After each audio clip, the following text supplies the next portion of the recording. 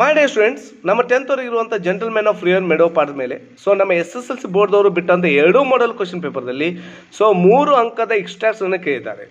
2 model question ಪೇಪರ್ದಲ್ಲಿ. ಅದಕ್ಕಾಗಿ ನಾನು ಆ ಪಾಠದಲ್ಲಿರುವಂಥ ಎಲ್ಲ ಇಂಪಾರ್ಟೆಂಟ್ ಎಕ್ಸ್ಟ್ರಾಕ್ಟ್ಸನ್ನು ಕಲೆಕ್ಟ್ ಮಾಡಿದ್ದೀನಿ, ಈ ವಿಡಿಯೋದಲ್ಲಿ ಕೊಡ್ತಾ ಇದ್ದೀನಿ. ಕೇವಲ ಕ್ವಶನ್ಸ್ ಕೊಡ್ತಾ ಇಲ್ಲ, ಅದ್ರ ಜೊತೆಗೆ ಈಸಿಯಾದ ಆನ್ಸರ್ಸನ್ನು ಕೊಡ್ತಾ ಇದ್ದೀನಿ. ಅದಕ್ಕಾಗಿ ಈ ವಿಡಿಯೋನ ಕಂಪ್ಲೀಟ್ ಆಗಿ ನೋಡಿ, ಕಂಪ್ಲೀಟ್ ಲಾಭವನ್ನು ಪಡ್ಕೊಡ್ರಿ. Okay, this is Raju, welcome to Smart 20.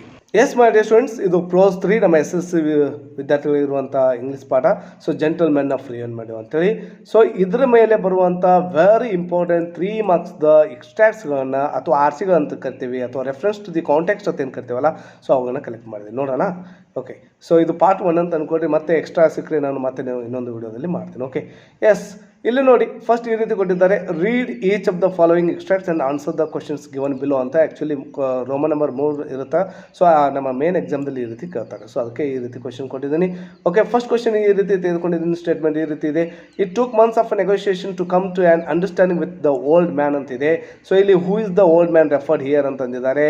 Don Anselmo is the old man. ಈ ಕಲರ್ ಚೇಂಜಸ್ ಎತ್ತಕ್ಕಾಗಿ ಮಾಡ್ತೀನಿ ಅನ್ನೋದು ಎಲ್ಲರಿಗೂ ಗೊತ್ತಿದೆ.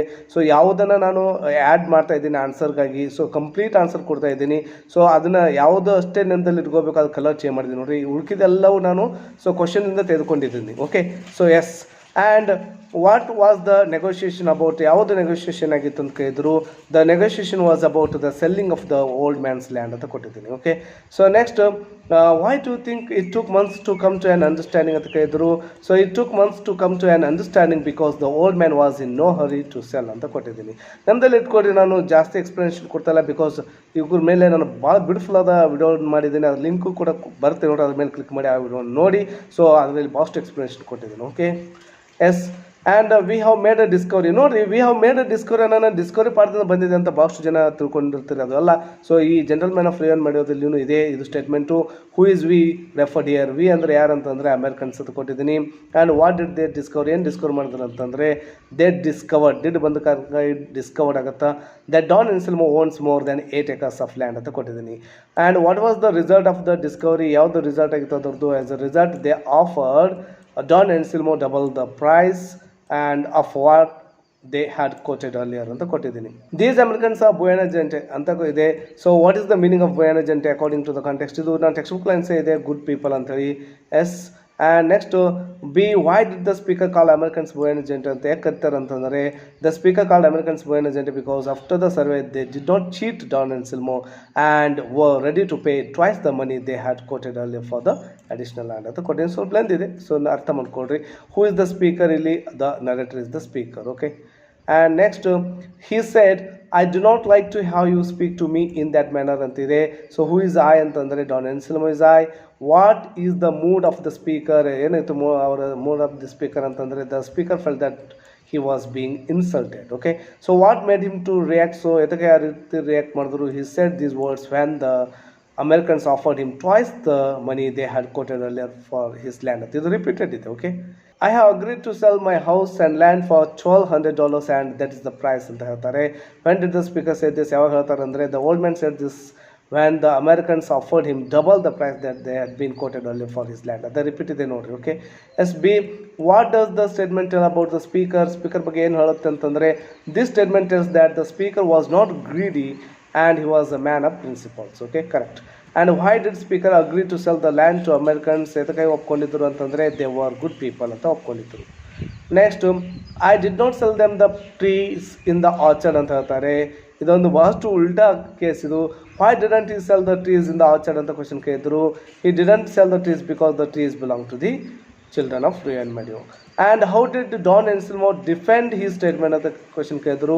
Don Anselmo defended that when a child was born in the village a tree was planted and the trees belong to the children of the village ಅಂತ defend ಮಾಡ್ಕೊತಾರೆ.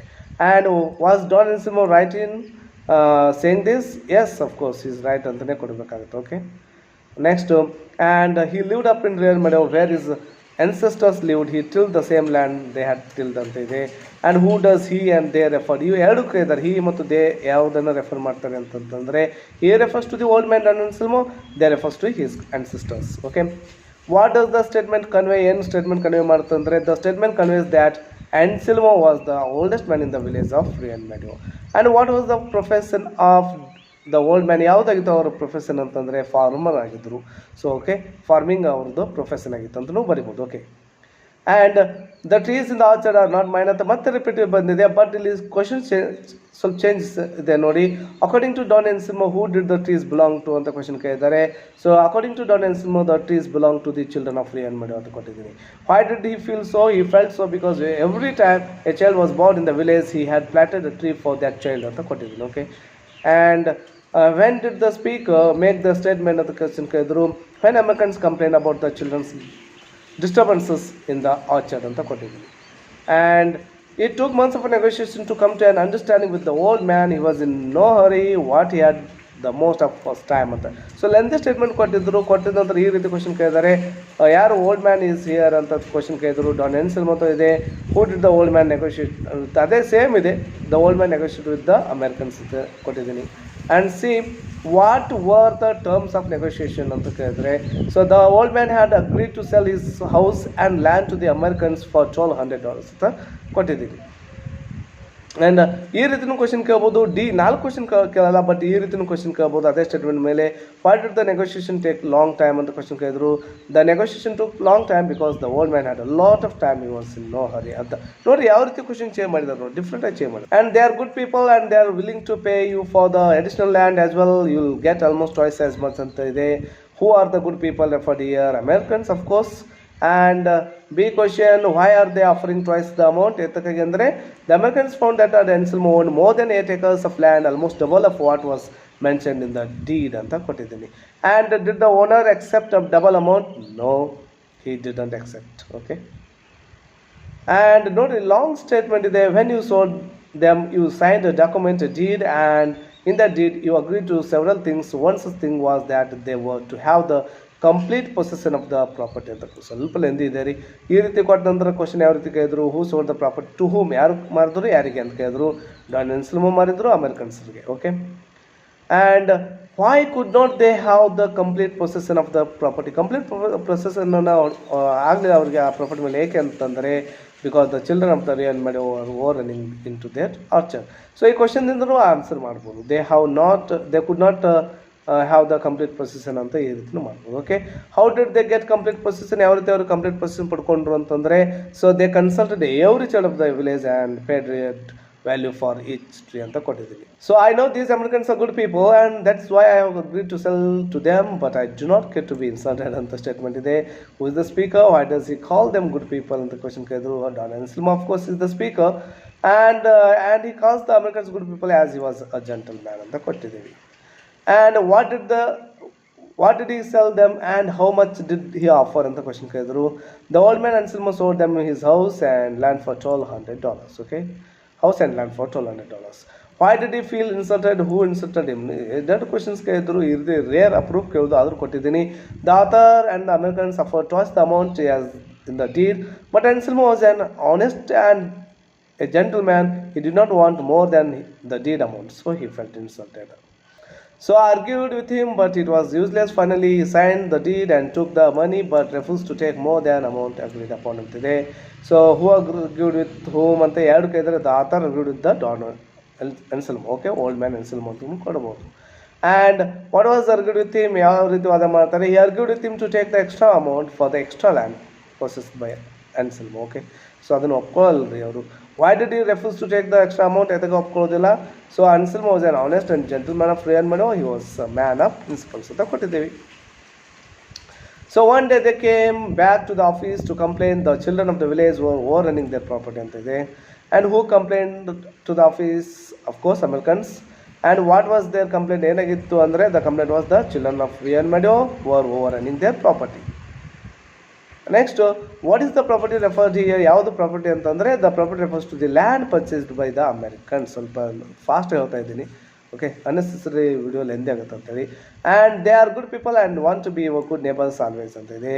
So who spoke these words? Who are called good people here ಅಂತ ಎರಡಿದೆ. The author called the Americans good people, ಎರಡು ಬಂದಿದೆ ಇಲ್ಲಿ answer. Okay, next, who is he speaking to? Why does he speak so ಅಂತ ಇದೆ. So he speaking to Anselmo. He speaks so because he wants Anselmo to avoid the children of Reo Medo running into their orchard ಅಂತ ಕೊಟ್ಟಿದ್ದೀವಿ. And who are the neighbors referred here? Of course Americans. Okay, and this was bad on cinema I pleaded ಅಂತ ಇದೆ. Yes, who said this? Of course the author, and to whom it was said? To Don Anselmo. And why did he say so? ಎದಕ್ಕೆ ಹೇಳಿದ್ರು? He said so because Don Anselmo said that he did not sell the trees on the orchard ಅಂತ ಹೇಳ್ತಾರೆ. ಅದಕ್ಕೆ ಯಾವ ರೀತಿ ಹೇಳ್ತಾರೆ, this was bad according to law ಅಂತ ಹೇಳ್ತಾರೆ. Okay, and I have planted a tree for that child. The trees in the orchard are not mine, they belong to the children of the village ಅಂತ ಕೊಟ್ಟಿದ್ದಾರೆ statement. Who planted trees? Of course Don Anselmo. And why did he plant trees? Because he loved the children as well as the trees. Why did not the trees belong to him? The trees did not belong to him because the children of Reo and Medio were the real owners of the village. I sent a messenger up to the mountains for Don Anselmo. It took a week to arrange another meeting at it. So who is the I here? Of course the storyteller. Why did he send for Don Anselmo? He sent for Don Anselmo because he wanted to talk to him about the complaint of the Americans. See, what was the result of the meeting? Meeting the result. Don Anselmo told him that the trees belong to the children, therefore he had no right to stop the children coming to the garden and playing there. The old man hugged his head for a moment in thought, then he stood up and stared at me. So who did he stare at? So the old man stared at the storyteller. Okay, so why did he stare at him? The storyteller told the old man that Americans were willing to pay for the additional land as well. And what did the old man tell him? The old man told him that he would take only $1,200 as agreed and nothing more. Yes, finally I broached the subject ante ide. So who is the I? The storyteller. Who did the broach the subject to Don Anselmo? And see question, what was the subject? Any subject? And the children of the village were coming to the orchard every day and spent more of their time playing. The storyteller requested Don Anselmo to stop the children from the coming to orchard ಅಂತ ಕೊಟ್ಟಿದ್ದೇನೆ. There was nothing we could do ಅಂತ ಇದೆ. Who does we refer to? Americans and narrator. When did they feel so? Anselmo told that he did not sell the trees because they belonged to the children of the village andakara. What did they do? At last the Americans bought the trees from the descendants of the Anselmo. Okay, next when one signs a deed and sells real property, one sells also everything that grows on the land. The repeat ide ಮತ್ತೆ ಯಾರು questions change ಇದೆ ನೋಡಿ. Who said this ಅಂತಂದ್ರೆ the storyteller. And when did the speaker say these words ಅಂತಂದ್ರೆ when Don Anselmo said that he sold only the land to the Americans but not the trees andakara. Okay, and what answer did the speaker get ಅಂತಂದ್ರೆ the trees belong to the children because he planted a tree when each child was born in the village. And it took months of a negotiation to come to an understanding with the old man. What the statement repeated there? Who does the old man refer here? So Don Anselmo.